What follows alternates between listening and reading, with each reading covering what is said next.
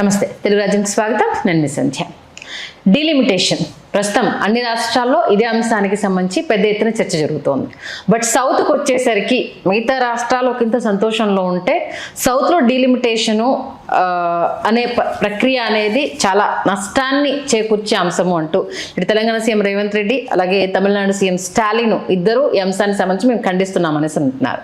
మరి డీలిమిటేషన్కు సంబంధించి ఏపీలోకి వచ్చేసరికి కూటమి ప్రభుత్వం చాలా సంబరాలు చేసుకుంటుంది. మళ్ళీ నెక్స్ట్ మాదే పార్టీ అన్నంత జోష్లో ఉంది అనేసి అన్నది ఇది ఒక న్యూస్ నడుస్తుంది. అసలు ఏంటి డీలిమిటేషన్ మీద ఎందుకు ఇన్ని భిన్న అభిప్రాయాలు వ్యక్తమవుతున్నాయి తెలుసుకునే ప్రయత్నం చేద్దాం. Senior political analyst KS Prasad గారు మనతో ఉన్నారు. ఆయన మాటల్లో ప్రసాద్ గారు నమస్తే. నమస్తే అమ్మా. డీలిమిటేషన్ ఇది ప్లస్ గతంలో జరిగిన దాన్ని రెండింటి పోలుస్తున్నారు. బట్ సౌత్కి డీలిమిటేషన్ పెద్ద అన్యాయం అనేసి అని అంటున్నారు. ఏం జరుగుతుంది అసలు? ఆంధ్రలో సంబరాలను కూడా ఉన్నారు కదా. అవును, కరెక్ట్గా చేసుకుంటున్నారు. The deserve it. ఓకే, కూటమి ఎందుకు చెప్పు? బీజేపీ ఉంది కాబట్టి అక్కడ ప్లస్ వీళ్ళకి ఏంటి సీట్లు ఒకటి బీజేపీ ఉందంటే కరెక్ట్.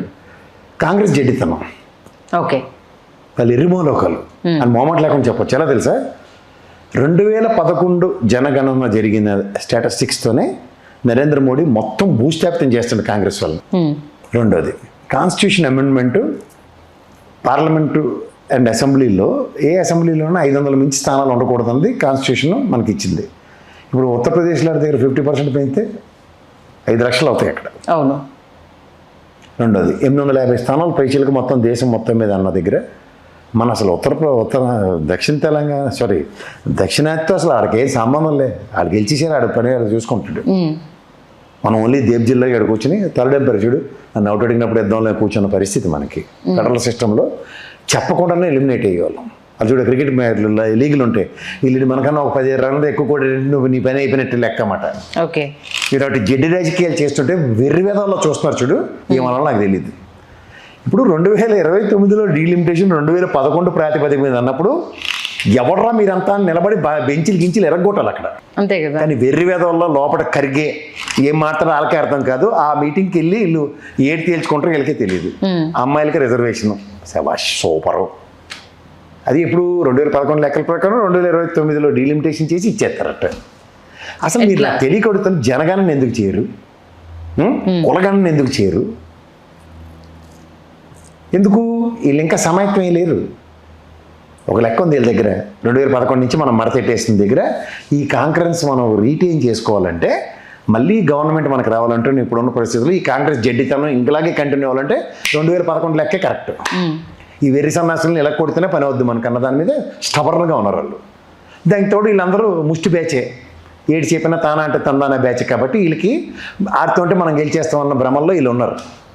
అవును. సో దాని చేత వాళ్ళు చాలా హ్యాపీగా ఫీల్ అయిపోయి చాలా బ్రహ్మాండంగా సూపర్ ఐడియా, ఫ్యాంటాస్టిక్, మార్వెలస్ అని గెలుతున్నారు. కానీ అసలు జరిగేది ఏంటి? ముఖ్యంగా ఆంధ్రప్రదేశ్లో ఉన్నాడు ఫస్ట్ అలర్ట్ అవ్వాల్సింది ఏంటంటే, ఒరే ఆడు తలుచుకుంటే మనకి 23కి మడతెట్టేశాడు, ఆడు తలుచుకుంటే వీడికి 11కి మడతెట్టేశాడు, రేపు పొద్దున మనకు మడతెడతారు ఆడికి మడతెడతారు గ్యారంటీ అయితే లేదు. ఆ భయం ఉండాలి కదా. ఆ సూపర్ అని ఇప్పుడు తప్పలు కొడితే తర్వాత జరిగే ఉపద్రవం వాడికి తెలుసు. ఇక్కడ వాళ్ళు బీజేపీకి సీట్లు పెరుగుతాయి కాబట్టి వాళ్ళు హ్యాపీ. అక్కడ మెయిన్ కూటమి ఏపీకి గెలిచేస్తారు వాళ్ళు. అదే ఎలాగో ఈవీఎం మేనేజర్ సింపుల్ చెప్తాను. చంద్రబాబు నాయుడు ఇవాళ 17 స్థానాలు గెలిచి అక్కడ నేను మీసాలు తిప్పేస్తాను, నేను తలుచుకుంటే ఏదైనా చేసేస్తాను నాకు ఈయన పట్టించుకోకుండా ఎలా వదిలేశారు. రేపు పొద్దున్న 29 ఎలక్షన్ ఈ 2011 లెక్కలతో డీలిమిటేషన్ అయితే మీరు రోజు పక్కెళ్ళి ఆడుకోండి అని చెప్పడం తప్ప ఇంకేటి ఉండదు. అంతే కదా. ఇప్పుడు ఉండదు కదా. సింపుల్ లాజిక్ అది. ఎవరికైనా ఇప్పుడు రాజకీయ ఓనమాలు నేర్చుకుంటున్న వాళ్ళకైనా తెలిసిపోతుంది అక్కడ సీట్లు పెరుగుతాయి. ఇక్కడ ఎవ్వరికి తెలివితేటలు లేవు. స్టాలిన్ రెడ్డి చెప్తే అది వినడం నేర్చుకోండి. స్టాలిన్ కూడా ఖండించినట్టున్నాడు. ఖండించి వదలదు వాళ్ళు. రేపు పొద్దున్న ఎలక్షన్ అయిన తర్వాత చూపిస్తారు సినిమా. నేనైతే మేము అంగీకరించాము అనేసి అంటే, కాకపోతే పార్లమెంట్ లో ఏడీఎంకి మనం అనుకున్నట్టు ఏదో ఎక్కడ శాప్తారు రాష్ట్ర ప్రయోజనాల దగ్గర చాలా స్ట్రాంగ్. వాళ్ళ ప్రాంతానికి సంబంధించి చాలా స్ట్రిక్ట్ గా ఉంటుంది. చేత ఉదయించి ఇప్పుడు ఆయన ముఖ్యమంత్రి కాబట్టి రేపు ఎలక్షన్ డిక్లేర్ అయింది, నెక్స్ట్ ముఖ్యమంత్రి వచ్చేదాకా అది ఆపద్ధర్మం ఏదో కాబట్టి వాళ్ళ స్టాండ్ అని ఫాలో అవ్వండి. గుడ్డ చేలో పడినట్టు పోయారా అడుక్కు తినిపోతారు. మన తెలంగాణ సీఎం రేవంత్ రెడ్డి కాంగ్రెస్ వాళ్ళకి బుర్రలేదు అందరూ 3 సార్లు చేసి పెట్టండి. బుర్రలేని కాంగ్రెస్ వల్ల ఈ దౌర్భాగ్యం. బీజేపీ కూడా ఆడిస్తున్న కోతాటికి వీళ్ళు ఎర్రి సన్నాసంలో పడుతున్నారు. 2011 లెక్కలతో ఇప్పుడు డీలిమిటేషన్ ఏంటి నాకు అర్థం కాదు. ఇప్పుడు మళ్ళీ జనాభా ప్రాతిపదికనన్నా కూడా నార్త్ లో వాళ్ళకి ఇదంతా అరవడమ్మా. అడిగి 2029లో డీలిమిటేషన్ చేసే ఉద్దేశం లేదు. ఓకే, వాళ్ళకి ఏంటంటే రేపు పొద్దున్న తమిళనాడుని నెక్స్ట్ వెస్ట్ బెంగాల్ ఎలక్షన్లు సారాంశంతో వాళ్ళు పావుస్ కదుపుతారు. ఇప్పుడు మహిళా బిల్లు తీసుకొచ్చి అడవడ చేస్తారు 2 రోజుల పాటు. కాలక్షేపం అన్నమాట. ఎందుకంటే వెస్ట్ బెంగాల్లో ఓట్లు దండుకోవాలి కదా, ఆడపిల్లలకి బీజేపీ వాడికి ఉన్న శ్రద్ధ ఎక్కడ లేదు చూసేవని చెప్పి తమిళనాడు వెస్ట్ బెంగాల్కి ఇంపాక్ట్ చేయడానికి ఆపద్ధర్మ ఆ మేఘాల మీద పార్లమెంట్ సెషన్లు పెట్టేసి అడవడమాట. ఓకే, పశ్చిమ బెంగాల్లో కష్టం లేండి సార్, ఎందుకంటే ఇప్పుడు ఎంఐఎం తోటి ఉమాయన్ మాటగానే నేను మన బీఆర్ ఎలక్షన్లు చూసిన దగ్గర నుంచి ఈ సెఫాలజిస్టులు అందరూ దుకాణాలు సర్దుకొని ఇంట్లో కూర్చోడం బెటర్. మీకు ఎలక్షన్ కమిషన్ ఎప్పుడైతే సుప్రీంకోర్టు చీఫ్ జస్టిస్ లేడు, నోట్లో 4 లేని రాహుల్ గాంధీని అక్కడ పక్కన పెట్టుకోమని చెప్తూ leader of the floor Amit Shah ఇద్దరు కలిపి డెసిషన్ తీసుకున్నారు. పని అయిపోయినట్టు లెక్క.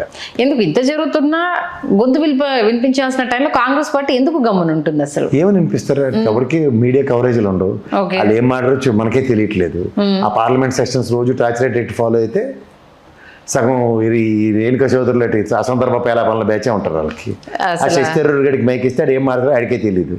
ఆ దిగ్విజయ్ సింగ్, జయరామ్ రమేష్ పెద్ద biggest minuses for the party. ఇంకేం చేయాలి?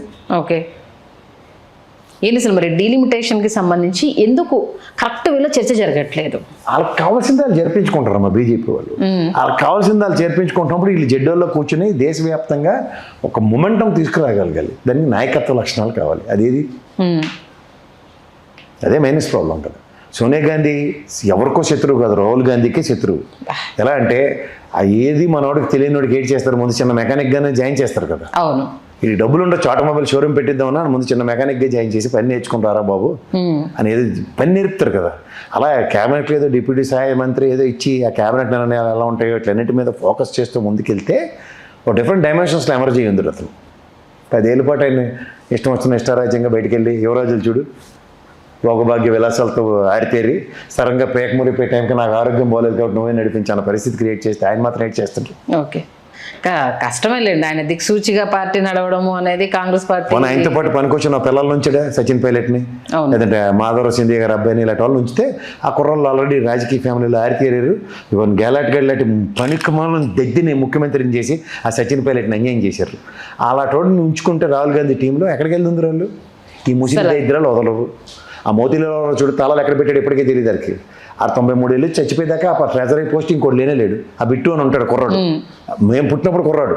79 ఏళ్ళు వచ్చినా ఇంకా యూత్ కాంగ్రెస్ ప్రెసిడెంట్ అతనే. నచ్చితే వాళ్ళు బాగుపడరు.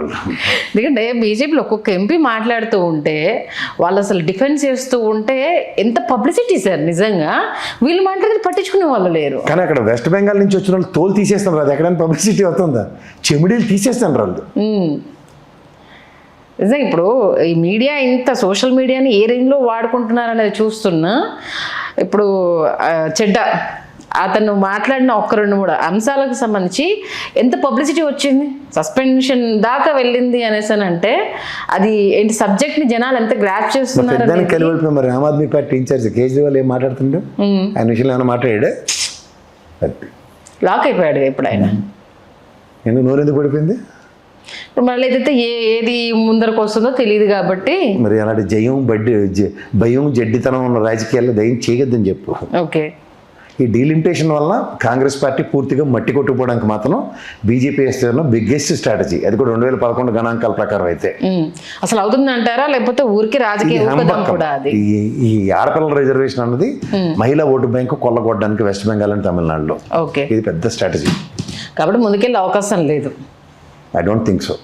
అంటే మెజారిటీ వాళ్ళది ఉంది కాబట్టి బిల్లు ఏమైనా పాస్ చేస్తే వెళ్ళడానికి ఆస్కారం ఏదన్నా. మెజారిటీ ఏముంది, ముక్కుతూ ములుగుతుంది గట్టిగా.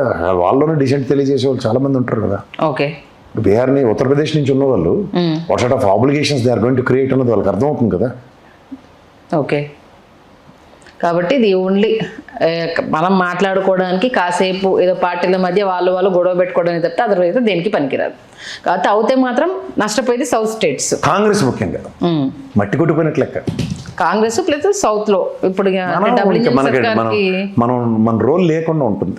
ఓకే, మనం ఏం చేయలేము ఇంకా. ఈ పార్లమెంట్ మన అవసరం ఉండదు, సింపుల్ లాజిక్ అంతే కదా. ఇప్పుడు అంతో ఇంత ఇప్పుడు ఏపీ నుంచి 25 మంది ఎంపీలు ఉన్నారు కాబట్టి నితీష్ గవర్నమెంట్కైనా ఆ ఎంపీలు అక్కడ కొమ్ము కాస్తున్నది అది ఉంది కాబట్టి కొంత పట్టు అనేది. ఎందుకంటే మనం 2019లో ఎలక్షన్ చూసినప్పుడు జగన్మోహన్ రెడ్డి గారు మన ఎంపీలు మనం గెలిస్తే అక్కడ పట్టు సాధించే అవకాశం ఉంటుందంటే మన దౌర్భాగ్యం ఏంటంటే బీజేపీకి ఎంపీ సీట్లు ఎక్కువ రావడము, మనకి ఇంత వచ్చినా కూడా అది ప్లస్ కాకపోవడం మనం చూసాము. ఇప్పుడున్నా పెద్ద ఏం చేయడానికి లేదన్నట్టుగానే పరిస్థితి తయారైపోయింది. ఇప్పుడు నోరు కామన్ ప్రోగ్రాంలో ఇనిషియల్ అగ్రిమెంట్ ఏంటంటే అధికారం కోసం ఏ గడ్డిని కరుస్తామని వీళ్ళకి గడ్డి కరవడానికి నిశ్చయించుకున్నారు. అంటే ప్రయోజనాలు రాష్ట్ర ప్రయోజనాలు పణంగా పెట్టేసి. ఎప్పటికైనా కాంగ్రెస్ పార్టీ కరెక్ట్ వేలో స్పందిస్తే దీనికి సంబంధించి ఏదో ఒక స్పందించే గుణం పోయి చాలా రోజులు మానసికంగా మానసికంగా చంపేశారు బీజేపీ వాళ్ళు. మానసికంగా చంపుతున్నప్పుడు చంపబడ్డారు వాళ్ళు. తిరిగి ఎదురుదాడి చేసే నేపథ్యాన్ని గవర్నమెంట్ పోయిన 2 నెలల్లోనే కోల్పోయారంటే వాళ్ళు జడ్డితనానికి పరాకష్టం. అంతో ఇంత మీరు అన్న దాని ప్రకారం స్టాలిన్ అంటే తమిళనాడులో మళ్ళీ కనుక స్టాలిన్ వస్తే వాళ్ళ దగ్గర నుంచి వెళ్ళిన సౌండ్ తప్పితే ఇంకెక్కడ రాదు. చాలా సింపుల్, అంతేనా? మంచి విశ్లేషణ అందించారు. ధన్యవాదాలు ప్రసాద్ గారు.